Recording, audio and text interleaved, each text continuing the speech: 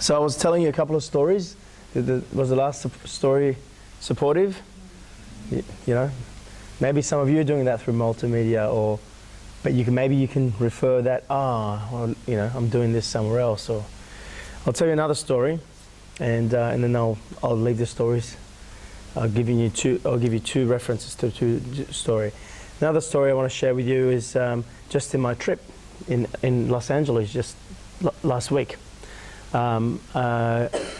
It's funny, I went to Los Angeles this last trip purely just for OMG. So, but I decided to go and actually make it into instead of flying there, doing OMG, flying the next day, I decided to actually spend 5 or 6 days there on my own.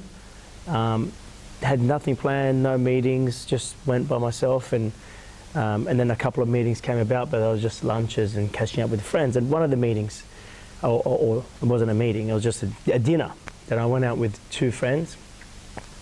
And one of my friends, she's an amazing woman in the United States. She's one of the big, she's got a massive community online through Facebook and through her blog. And this lady, she's really special. She reminds me of Oprah, the next up-and-coming Oprah, I always say she is. But she's got a huge love for sharing, and like I said, she's got a big following, a big community. And I'm catching up with her for dinner, and she's telling me about her new book.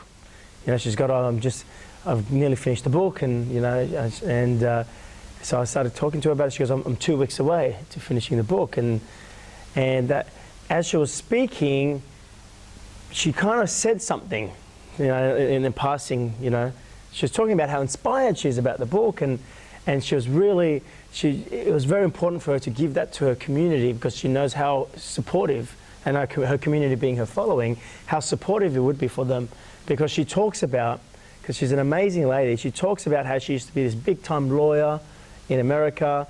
They were on big income, her and her husband, both lawyers, and she decided to let it go and follow a feeling, move from the other side of America to California, Los Angeles, purely on a feeling. She's got 2 kids.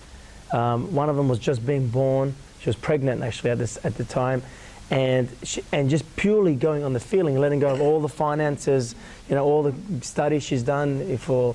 She was about to become, what do they call, partners in the law firm. So and so this book is about her journey, about following a feeling that you kind of don't know where it's leading. So I'm really inspired about what she's writing, because that's what I was talking about with people, about following the feeling.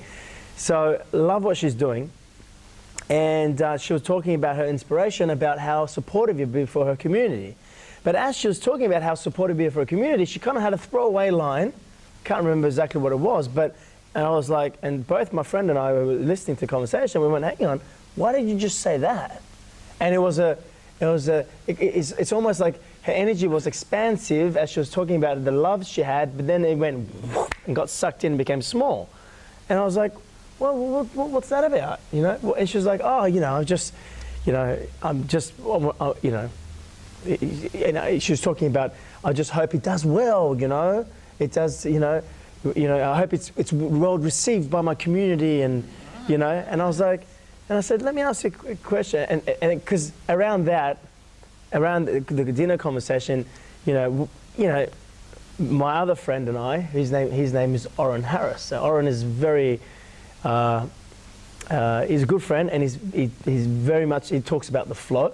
He's known as the flow master in the US, and he talks a lot about the flow, and he talks a lot about this stuff.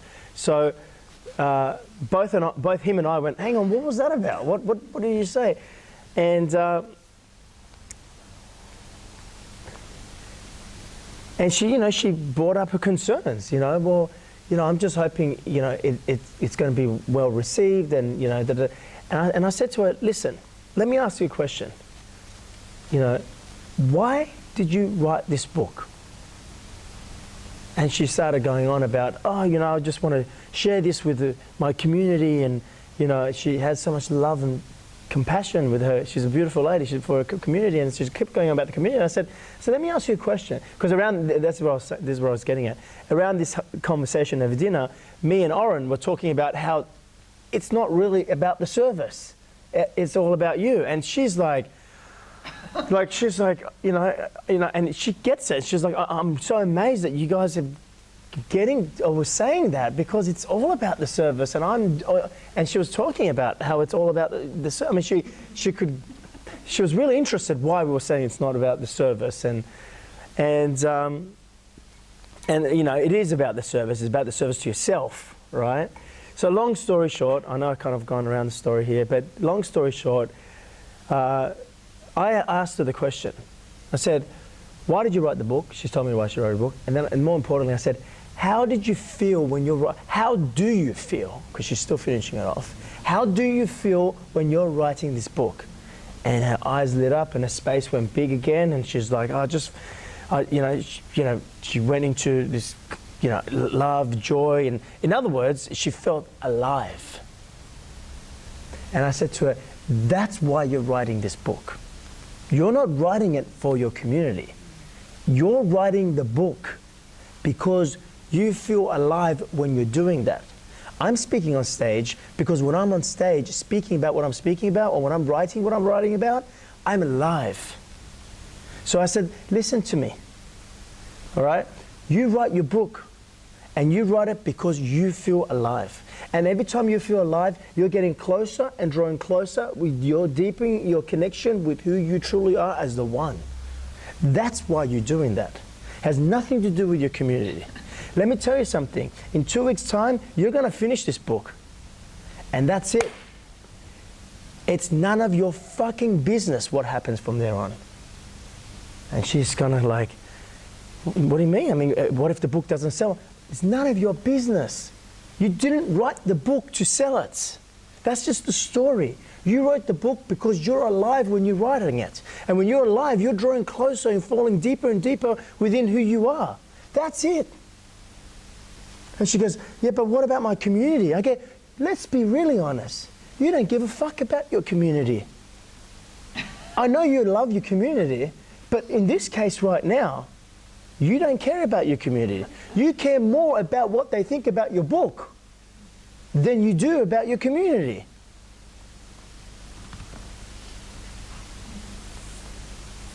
She kind of went just like, I could see she had to really ponder on that. It's just like, and it's true. You're saying, I'm doing this for the community, but you're more concerned about how it's going to be received by the community than the concern or the love you have for the community. You see what I'm saying? Sort of.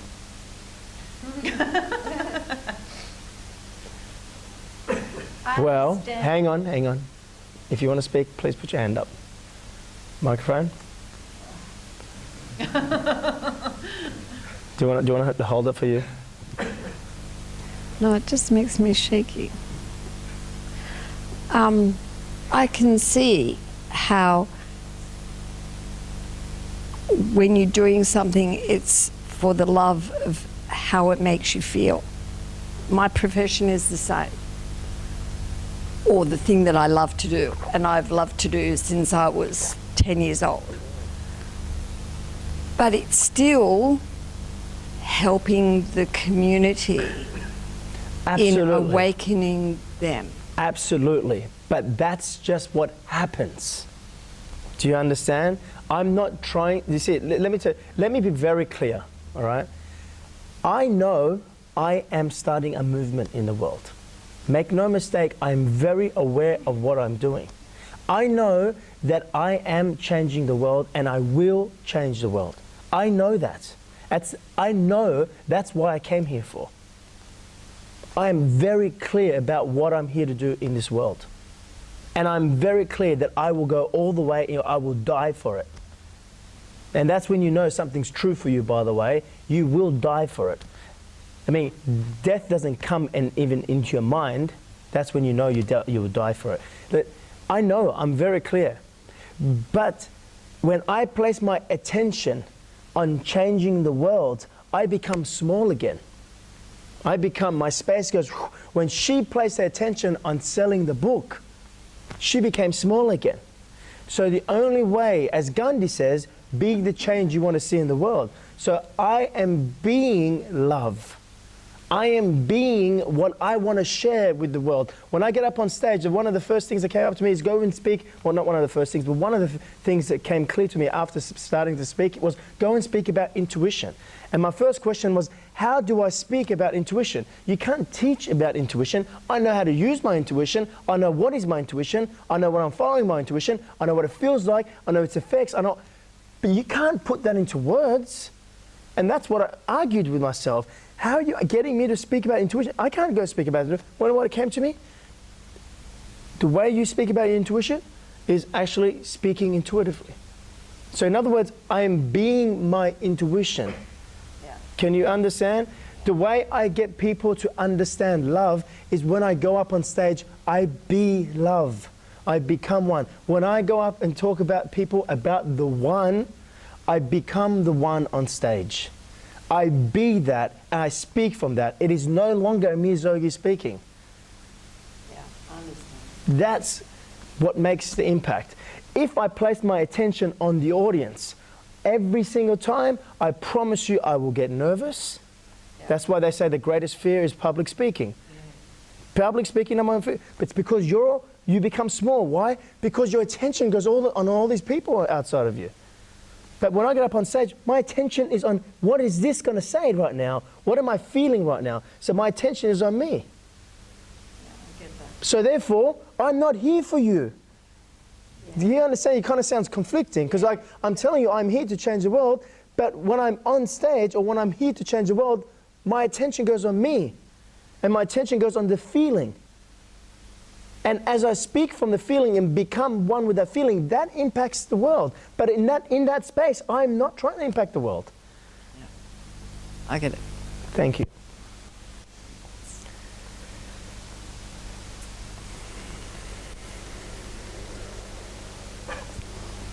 When you say that you want to change the world, isn't that coming from a space of expecting an outcome from what you're doing? Isn't that going back into the ego? I'm just trying to, if you're being with the infinite self, you shouldn't be focused on the outcome, should we? But that's what he was just saying, he's not. But he's like verbally. Hang on, let's have another 2 mics, let's go. He just said that he's not coming from that, but in coming from the true space that he is in, then that will affect the people that he touches. Let me tell you something, guys. As you start this journey, you don't know why you're doing some of the things that you're doing. You don't know. True, that's right? true. Yeah, I understand. You're just that. following a feeling. Yeah, that's true. My friend flew from the other side of America. She was just following a feeling. Yeah. She's a lawyer. Then she had a community and she's impacting people's lives. Yep. She didn't know. But as you go deeper and deeper, you will know why you're here. Yeah, but I'm just trying to define, because we're not supposed to let the ego get into the outcome of... So don't let your ego in receiving what I'm actually saying to you. Yeah. Yeah. Okay. Can I ask... Hang on. Can I have an... Just, yeah. Thank you. Sorry, Wendy, what were you saying? That was what I was going to comment on was, that's why some books that I have read about growing and being aware, they don't sound true. And it's like they've got the information from somewhere else. And you can actually, I've actually felt that I've read this book and it doesn't feel right. You know, I love that you're saying that right now because this came up in the retreat. Who was at the retreat, the last retreat? Two of you here. In the last retreat we just ran, we had, at the end, some people were saying a couple of thank yous, and one guy in particular, he's an Australian guy, but he was actually, he's living in the United States. So we had actually about 10 people from the United States actually come for this last retreat, which was really, really, really special.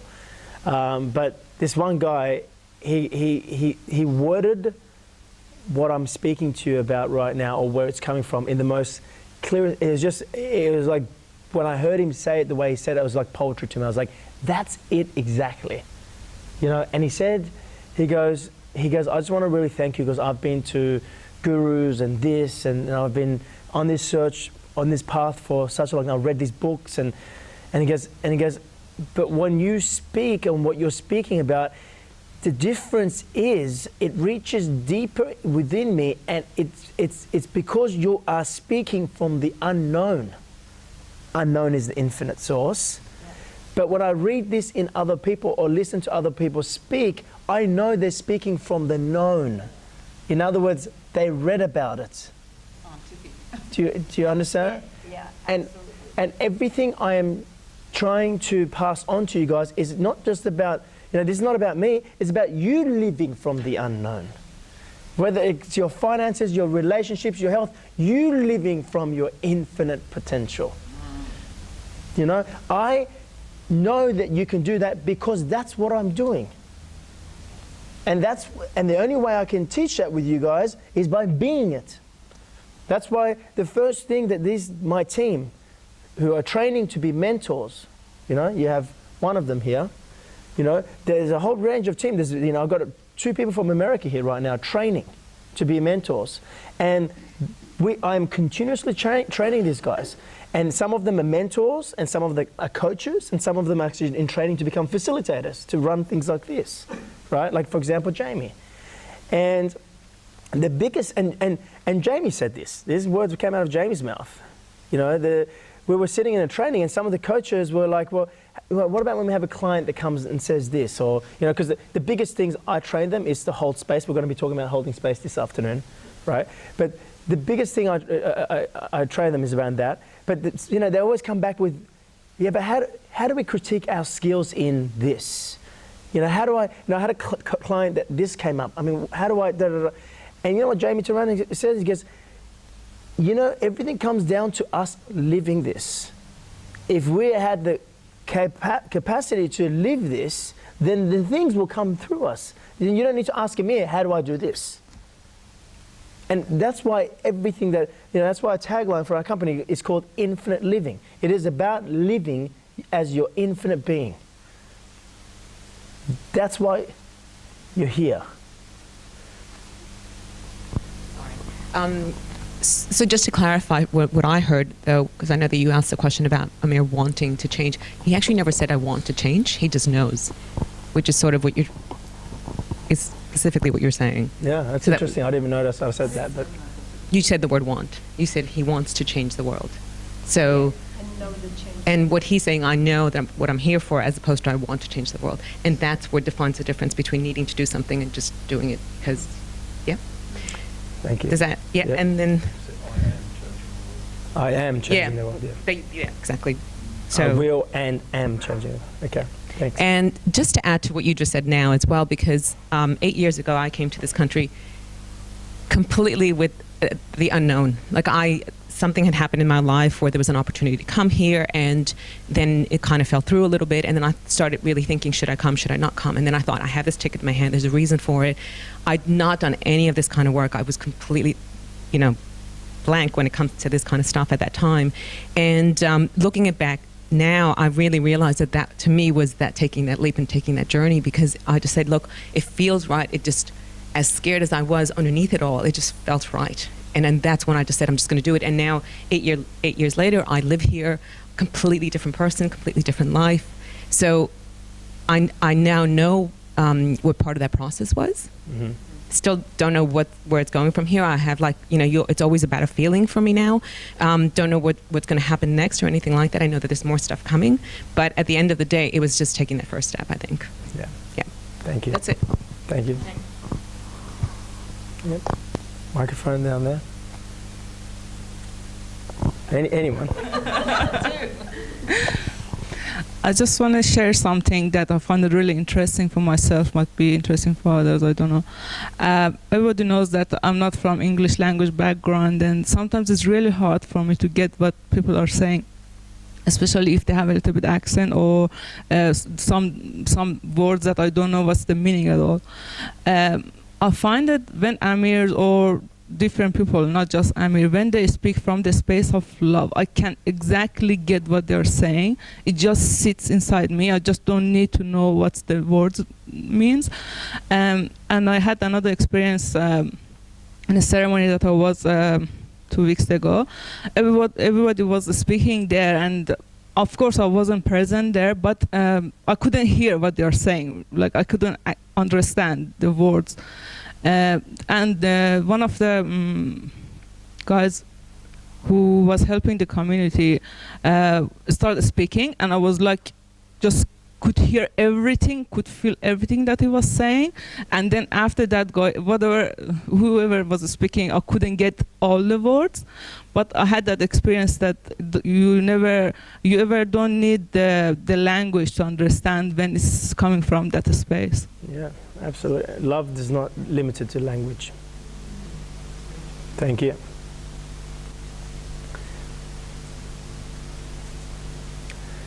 So, there's 2 reference points.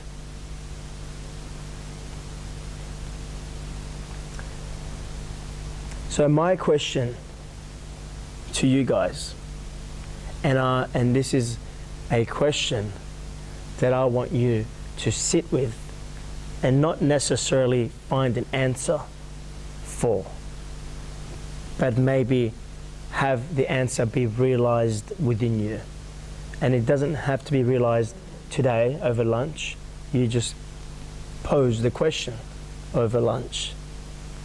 And then throughout the month, I want you to let this pondering to continually come to you.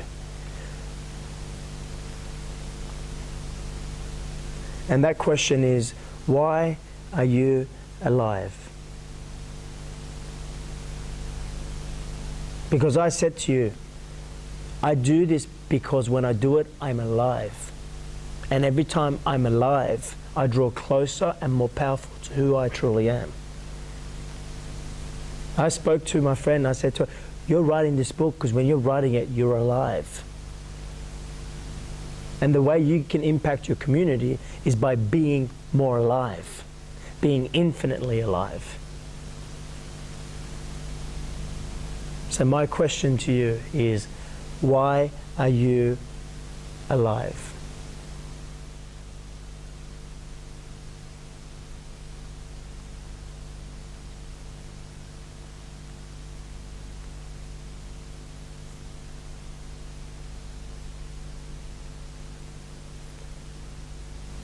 How are you feeling, Greg? Can we have a microphone? No, we just felt your energy just drawing people in.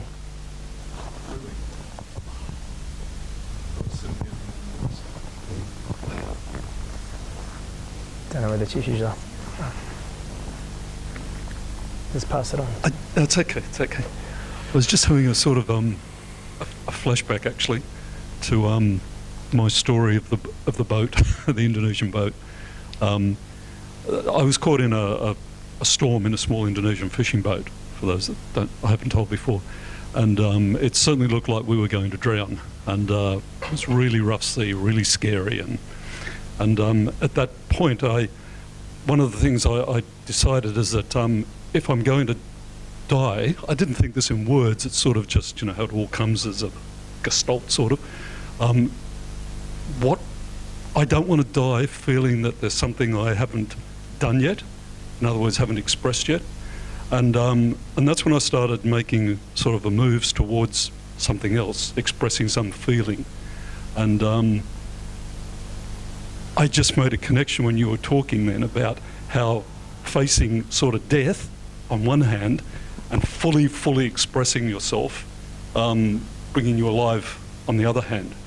And the power in that connection was just pulling me into it, yeah, as I sort of allowed that to sink in. And the power of that we're here just to express who we are, just to express. And unless we're sort of expressing, like when you think of the word express, it means to, like a woman expressed milk of life from her breast, you express it, you just gotta, and it's like the divine energy just has to pour itself out. And we have to fully participate in that purpose. Otherwise, we're not experiencing life. Anyway.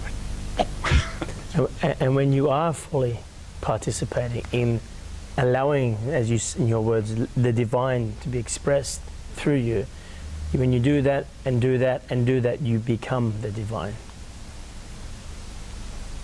There's a point where you become not the instrument anymore. You're no longer the actor. You become the director, and then you become the writer of the movie. You become the divine.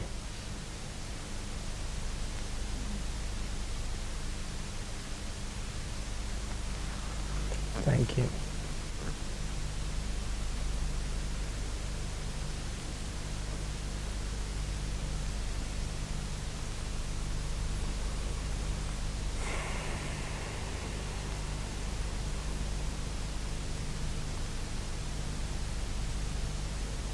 So, let's go a little bit deeper into this and place our awareness and our attention onto the infinite love. The part that I said we cannot define. But what does the infinite love look like? And this is where I'm going to visit the last 3 months of OMG. What does the infinite, unconditional, universal love look like? It's all right, just leave it. What does it look like? And last month we spoke about the ego. And we said that the ego is the part of you that has been born the moment you perceive to be form. And that moment that you perceive to be form, you create this ego that identifies only with form. And within us all, we have infinite potential. Within us all, we have infinite. And that's the very thing that has created this confusion for the ego, because infinite means it's just empty space. But it's not this space. It's not the space that you see in the universe, in the galaxies, because that's the space that is manifested from form. That's the space that is manifested to hold the form. It's part of the physical, if you know what I mean. If I can call this space, I will call it just formless. It's not out there in the universe. Out there in the universe, that is just a reflection of what's in here as formless. Because even the universe, so far, is not infinite. How do we know that? Because science has come to realize the universe is continuously expanding. Isn't the universe expanding? So that means it has parameters. It's not infinite. But that is a reflection of consciousness manifesting itself to become, manifesting a part of itself to become unconscious. And currently in this moment, consciousness is becoming aware of itself.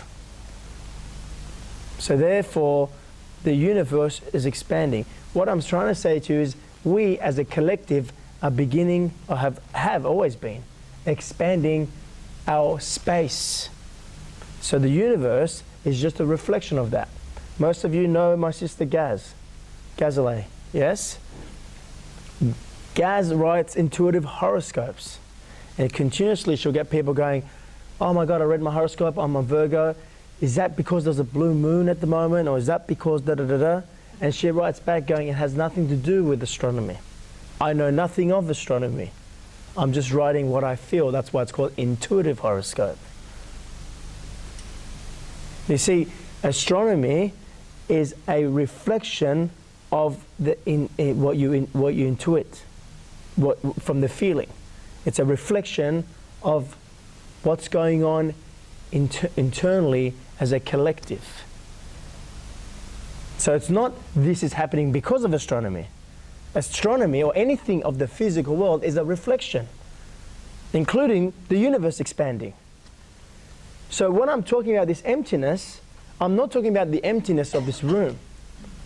I'm talking about an emptiness that is only emptiness, that is not form and formless. It's only formless. So this emptiness of who you are, remember, we spoke about this in last month. And if you weren't here last month, you'll get the recordings. Those who are on the OMG online part. Last month we spoke about the ego. The moment the ego was born, the moment you perceive to be form. And then the ego only can identify itself as form. So what happens when the ego looks inside and sees the formless?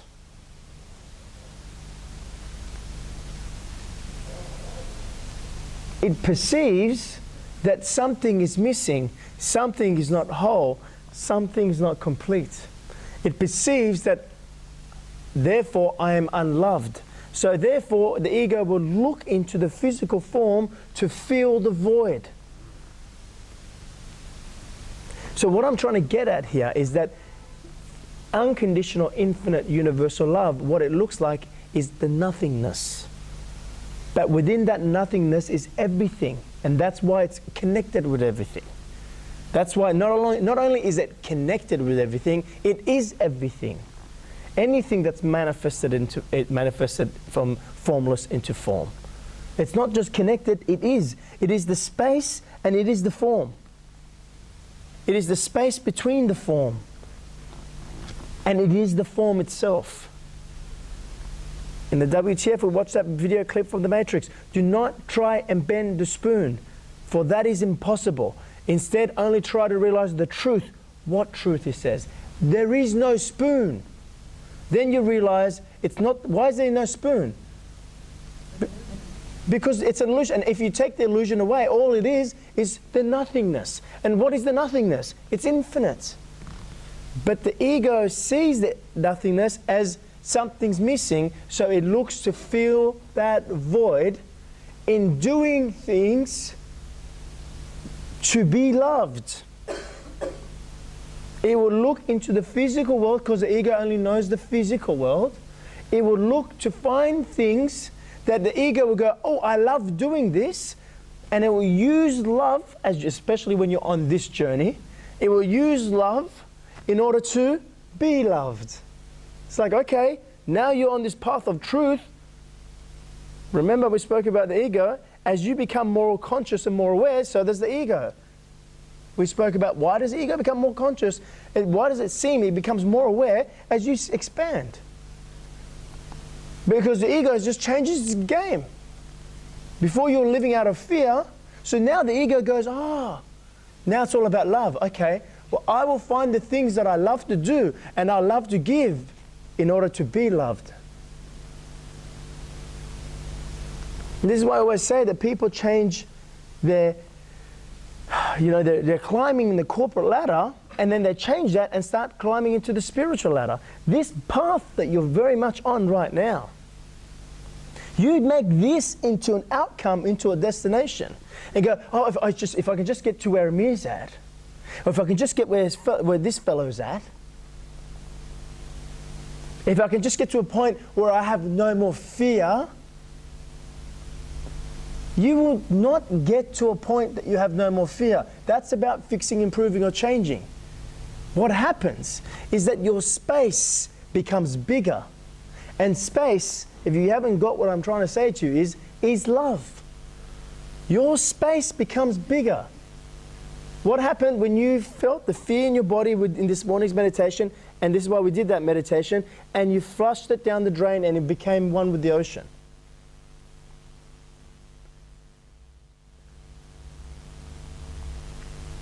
What happens, excuse the language, if I piss into this cup?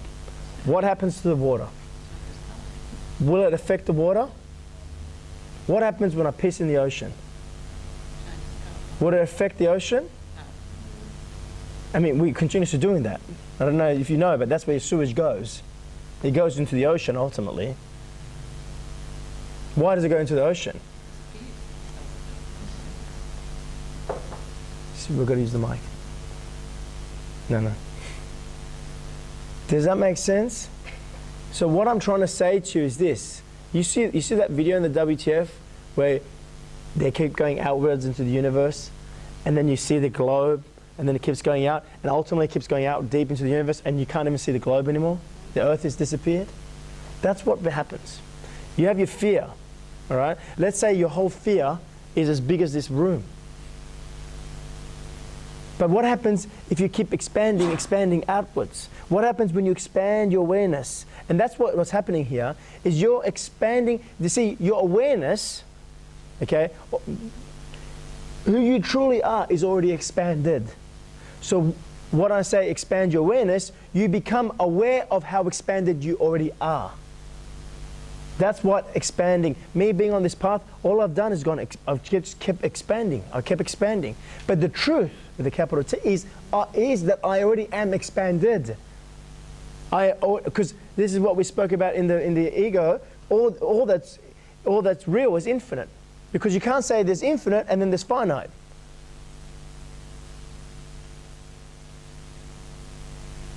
Can you? There's no such thing as finite. If infinite is real, there's no such thing as finite. It doesn't have an opposite. Something that's infinite doesn't have an opposite. So the truth is, I already am infinite. The truth is, I already am expanded. So what happens on your journey is you start to become aware, your expansion, your awareness expands and you become aware of how expanded you are, if that makes sense. I was trying to put that into words. So as you become more and more aware, so what happens, this is my fear, and if my space is this much, I'm feeling lots of fear. Look, not much space to move around here, but what happens is if I continue to expand? What happens if I continue to expand? What happens if I continue to expand? Now I expand as big as this entire room. How small is the fear? It becomes irrelevant. This is why it's not about overcoming your stuff.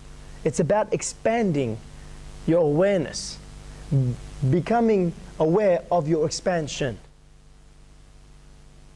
Now, in saying that, this is where my sister Gazelle, works hand in hand with what we do here. Because some of us have such tight little, we have our stuff here, and the space is so tight, okay? They need a breather. So Gaz comes in trying to overcome this fear. Gaz comes and demolishes or helps you to change the form of the fear. So you have some space. So then you can continue to expand your awareness.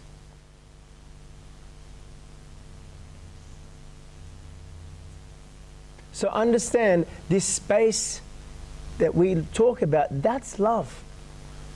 That's what love looks like. But it's not what it looks like with these eyes, because these eyes only see the space of the physical. This eye here sees the space of the formless. Why do you think when you go to a place with big space, you feel open? You feel, it kind of reminds you at home. When you look out to the ocean, you just see openness.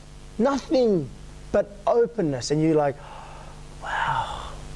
Or you sit at night time and you look into the universe and you see nothing but openness. Why do you think you feel open and you feel like it feels familiar?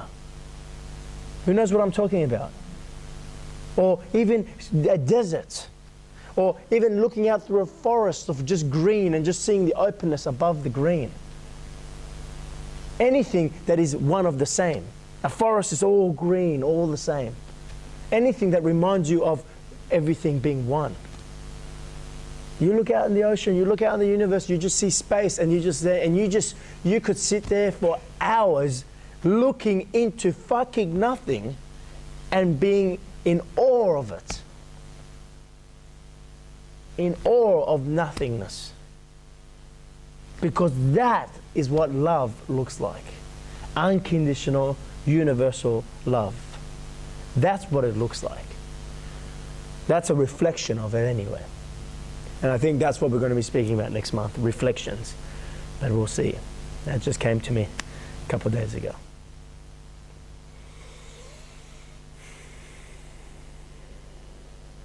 So that's the first thing. What does love look like then? If this is not unconditional, infinite, universal love, then what is it? What is it, at least, what does it look like? Well, it's emptiness. That's why the ego, you're having this conflict, and that's why the ego is looking to do things in the physical in order to be loved. So your game is now changed. Now you're on the path of truth, and you're making outcome and destinations on your path. And you're comparing your life, just like you did before when you're in the corporate ladder, climbing the corporate ladder, you're comparing yourself with someone who's higher above you or someone below you. Now you do it on the spiritual path, on the path of truth. Well, they seem to be more enlightened. Well, I'm experiencing fear. And if I was really living my truth, I wouldn't be experiencing fear. So then you turn this path into an outcome and destination where if I can just keep doing what's true for me and get to that point, I will no longer feel fear. So why do Microphone. So why do we do that? Because you're fucking crazy. Yeah, I could agree with that. You're insane. Because we separate ourselves? Because you perceive to be separate from that emptiness, from that formless. And we get glimpses. Hang on. It's not that you perceive to be separate. See, the ego can sense that emptiness, but the ego cannot identify itself in the emptiness. Why can the ego not identify itself? Because form is looking to identify. You know, form, if I believe I'm this body, I've now got an identity. I'm over here, and now you are my friend. That's part of my identity. You're playing the role of being a friend. You're over there. But something that's, if I go to, you know, I can't identify myself as form, as I can't identify myself within the space. Well, the space is nothing.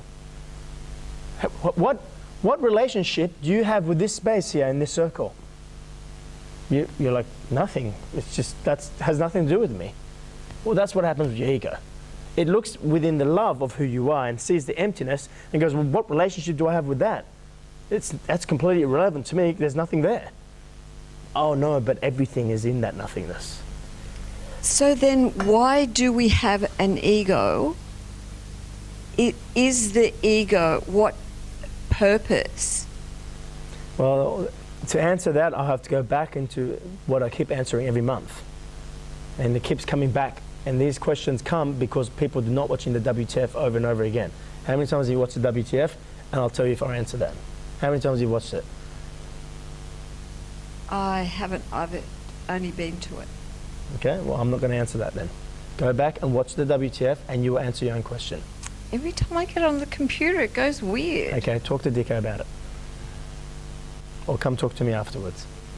Bring your computer to our office and we'll get it working for you. I can never get it. Okay, bring your computer. All right, I will. All right. The guys, I can answer that, and I answer it every single month. It's the same, it's a question of why we're here. Yeah, but doesn't it... Hang on. You are affecting Brian's editing here. Sorry. Brian's a cameraman. Hey, Brian. But the ego must have a... Well, in my thinking process, each... You know, before you part even of us ask your is question, can I before you even, does anyone want me to continue with this? Hello? Does anyone want me to continue with this conversation? Now put your hand up for yes. All right, we're done. But I will continue afterwards with you, okay? I got your back afterwards.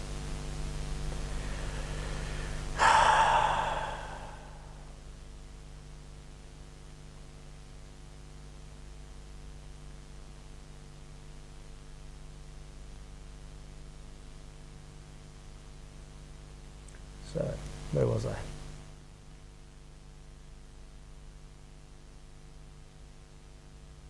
The space.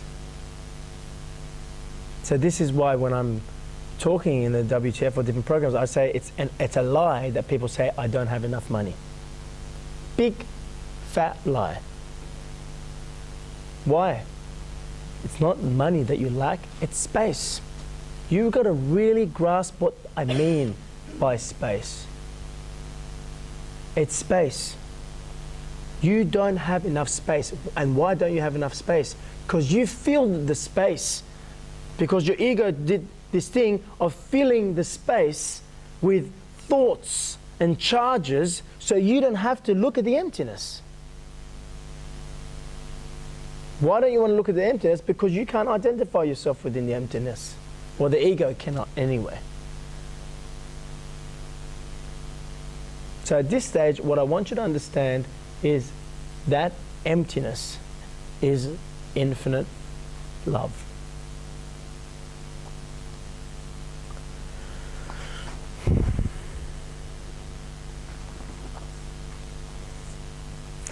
So the next thing that I want to pose.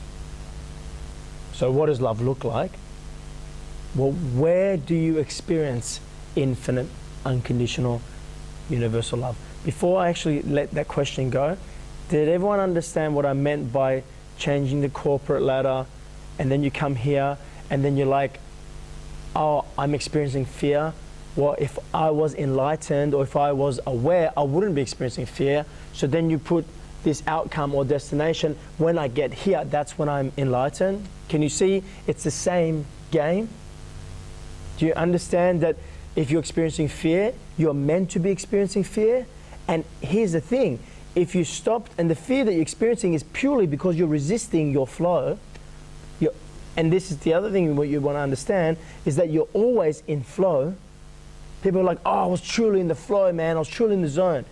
Here's the truth of that. You're always in the flow, you're always in the zone. It's that sometimes you are resisting what is happening, and when you're resisting what is happening, you're experiencing your resistance to the flow.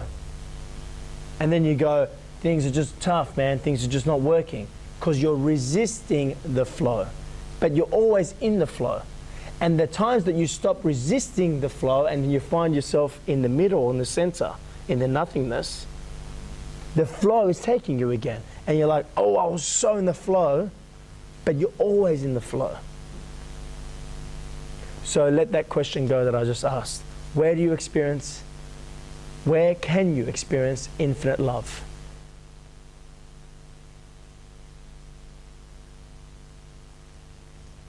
In the moment. In the moment. So here's the thing.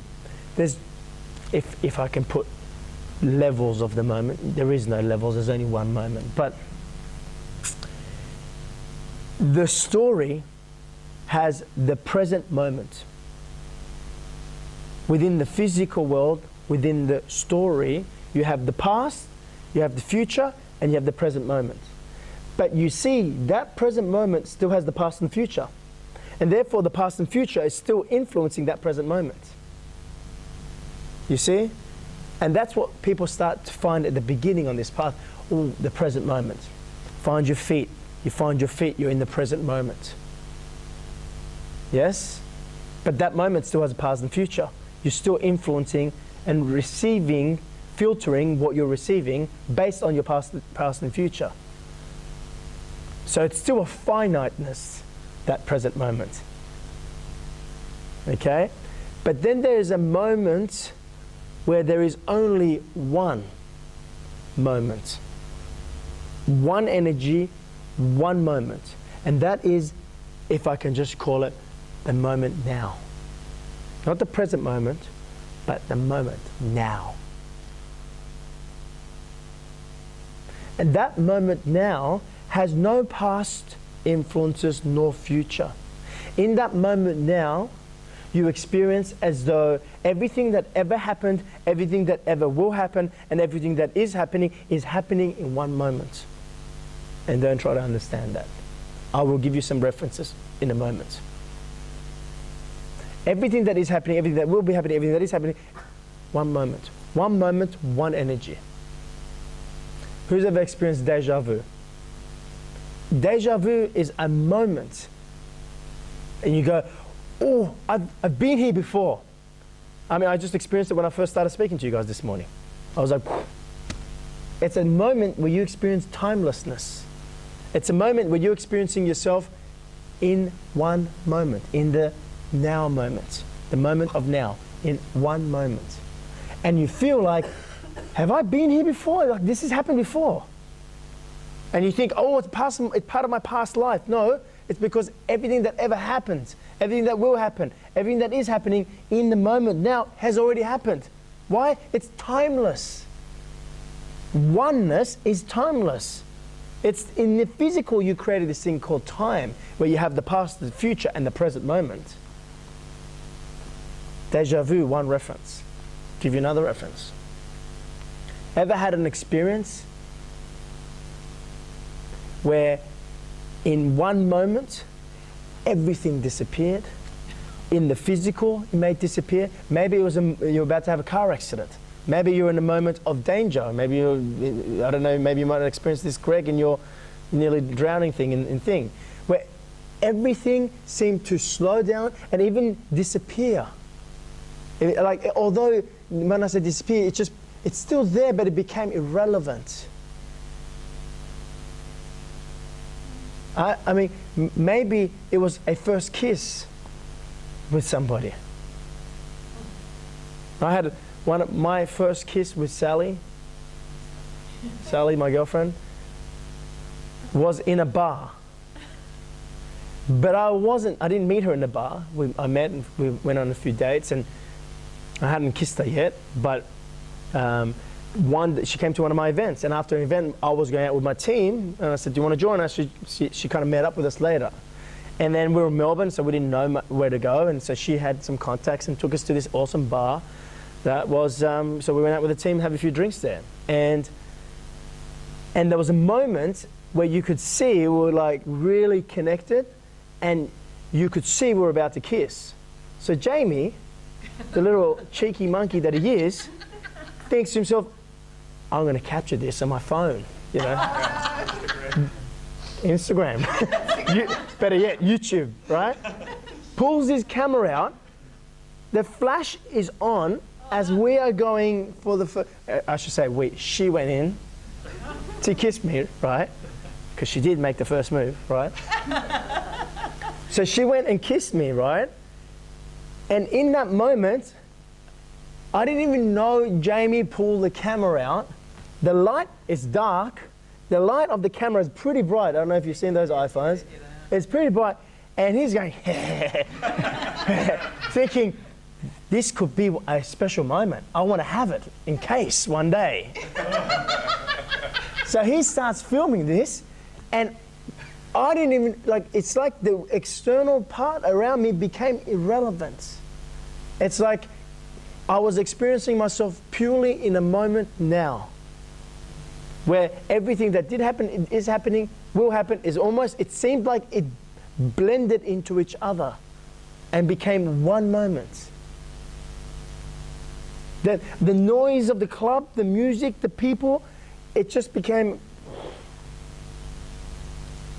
And I shared the story of Jamie because he was like sticking this thing going, even that was just like not a care in the world.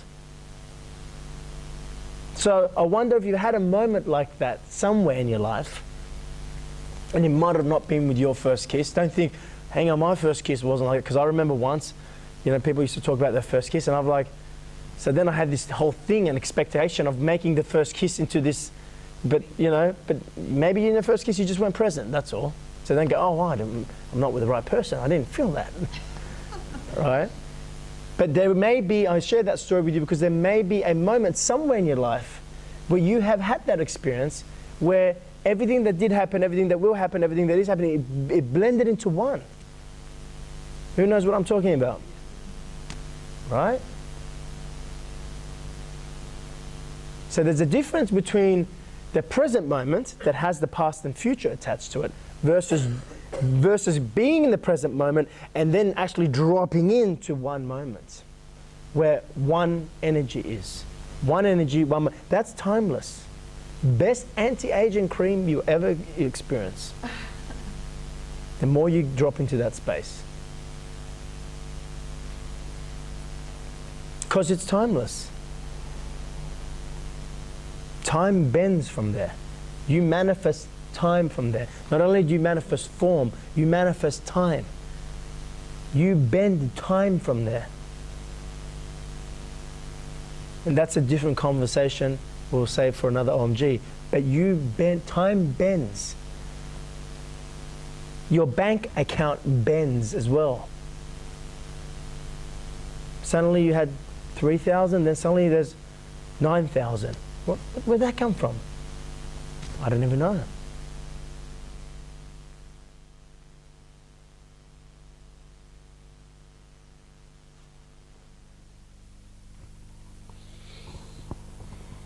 There's just one thing I'm not sure about when you're saying you drop into it, and let's use the bank account as an example.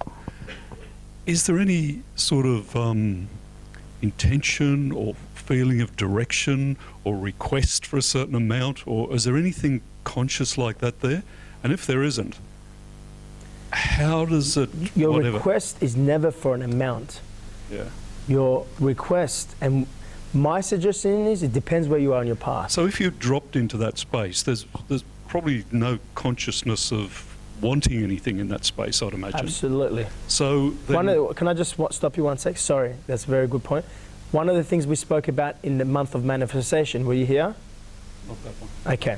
In that month of manifestation, we spoke about how do you know. I said there's no use me talking about manifestation. I never speak about it. And the reason I never speak about it is because all the egos are listening going, well, how do I manifest? So the first thing we said is, how do you know when it's the ego that wants to manifest? And we went around the circle, we did the whole thing, and what we came down to was when you know the ego is manifesting because it needs to manifest it. So in other words, when it's in that space of infinity, when you're in that space of infinity, you don't need to manifest it. Like there is not any desire, or there's no need whatsoever to manifest that, right? But that's when you're free to manifest it because you love to. But the infinite love, not the love of I need to manifest this because I need to survive, and if I feel like I'm surviving, I feel love back. You understand?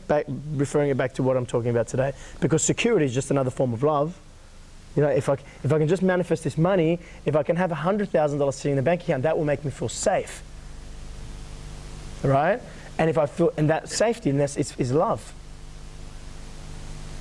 So it's not from I need to manifest money, and you never manifest money, Greg. You never manifest. You go, I will love whatever it is. And now, if money needs to be manifested, then money will be manifested. If whatever it is meant to just show up, it will just show up. It's not, I don't care. Okay, so let me put that another way. I use the word money to try and give it something concrete. Okay, so let me put it another way. Is there any sort of consciousness or awareness of love moving in any direction or towards any particular direction or thing? Can you elaborate? What do you mean? Yeah, it's a bit hard to sort of put this into words, I guess, but if you're in that space of total no wanting anything, then how can there be any movement towards anything? Will. Are you conscious of that will?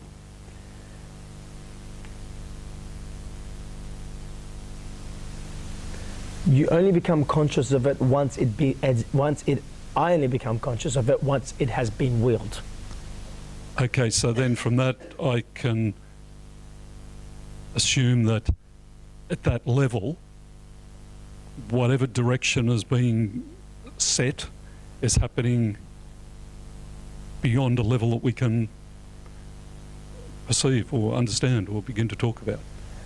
So Absolutely. That's why I'm saying there's different. It depends where you are. First of all, I would really suggest that you watch the manifestation, OMG, okay, which was a couple months ago, right? That's number one. Number two, it depends where everyone is right now. At the first level of this path, I always just support people in just letting go, okay, and just go, I love this, all right? So you begin to become not just an actor, a pawn piece in the chess game, you begin to become the director. So you let go of how something manifests. In that case, you're not willing it, the will comes to you. And I always say, love is not something you find, love is something that finds you. But it finds you because the writer put it into the movie.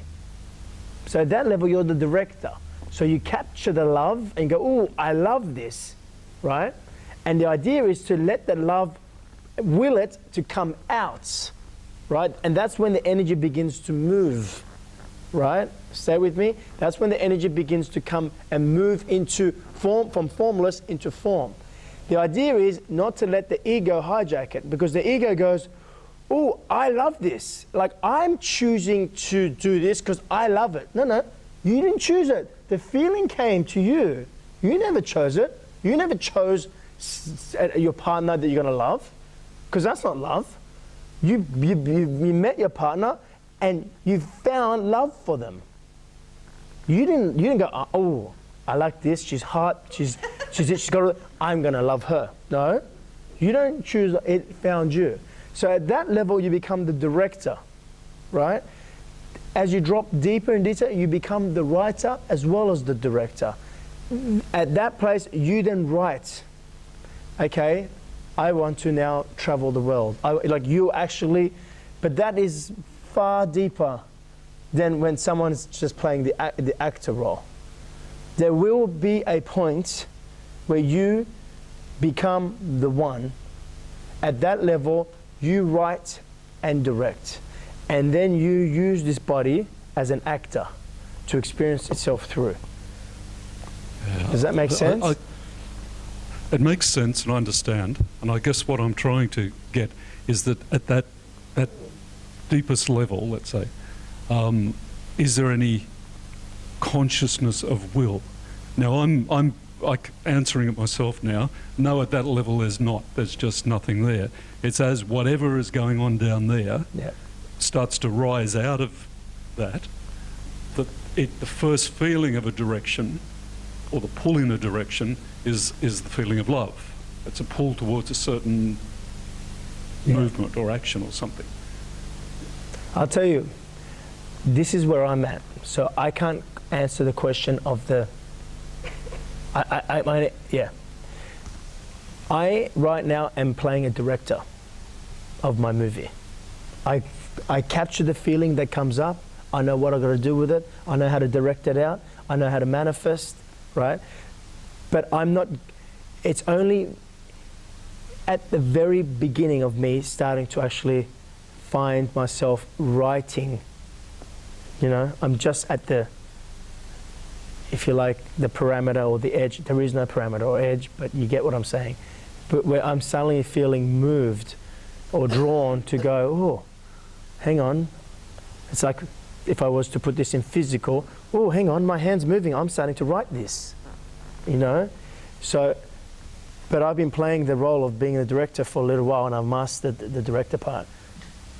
But then I found, oh shit, there's something more. And that's the space that I'm like going, what's this under here? And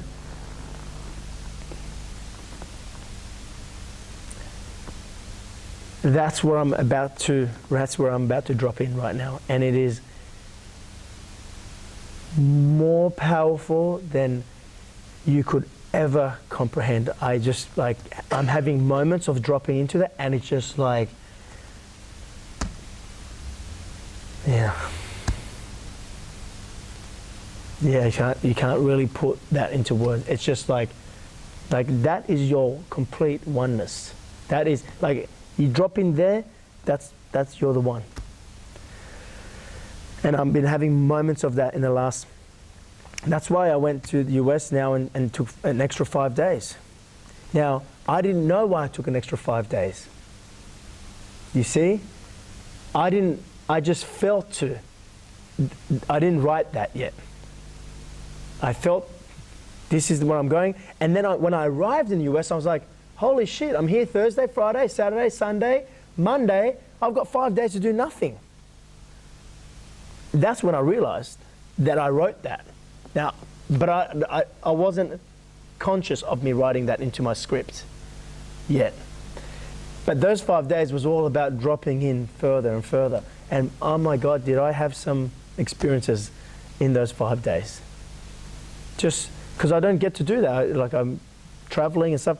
I sat for 5 days just dropping in, just what I tell you guys to do, just sitting there. Sitting at the beach, on the grass, wherever, just sitting and pondering, and sometimes listening to music, sometimes not, just pondering, driving, pondering. Space, giving myself space. And so the question you're asking is really interesting because that's where I'm at. But I can't answer that final thing yet. I'll bring my mum in, she might answer it for you. So, as you know, the journey continues. And this is the thing, people make this path into arriving. So what I'm saying right now, you could be almost going, oh, so that's the final place. You become the writer, right? Well, I thought the director was the final place. But what I realize is you're never going to arrive because you already have arrived, right? So what happens is that once you realize you already have arrived, you just drop deeper and deeper into having arrived. And how deep do you drop? Guess how deep the hole is? Infinite. So I just keep dropping deeper, which keeps allowing me to have an awareness of how expanded I am. So my expansion just becomes more and more. So my story stuff of when I was a kid and my fear and this happened and I got rejected, it's not like it went away. It's still there, but I can't see it. Because it's just a little poo floating in the ocean that is falling apart. But that's what it is. You're the ocean and you've got this little poo floating around. And soon enough, it's just falling apart anyway and the fish eat it. I know. But hey, you'll remember that now. I forget that one. So, we just covered where do you experience infinity? We just covered what does it look like? I'll tell you something, and most of you will not do what I'm going to tell you. Why? Because you're a fucking idiot. To be honest. You go speak to this lady here, Sandy, and ask her, what impact does it make to rewatch this video? I'm telling you, you gotta rewatch what's just been said today. I love doing this 3 or 4 times a month. I love it. Because by the 3rd, 4th time, I really knew or really know what I just actually said. And I'm the one who's saying it, let alone you fucking receiving it. Do yourself a fucking favor and build some space around your fucking ego and get yourself online onto OMG.